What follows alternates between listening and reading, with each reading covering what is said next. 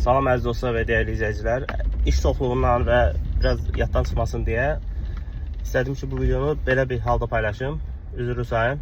Deməli, mənə gələn belə bir sual var. Sual da burada paylaşıram. Reading və listeningdə ümumi götürək də, yəni hansı sözləri öyrənsək qarşımıza çıxacaq. Yəni bu hansı lüğətdədir? Bunların əlbəttə ki, müəyyən xüsusi bir lüğəti var. Bəli, var.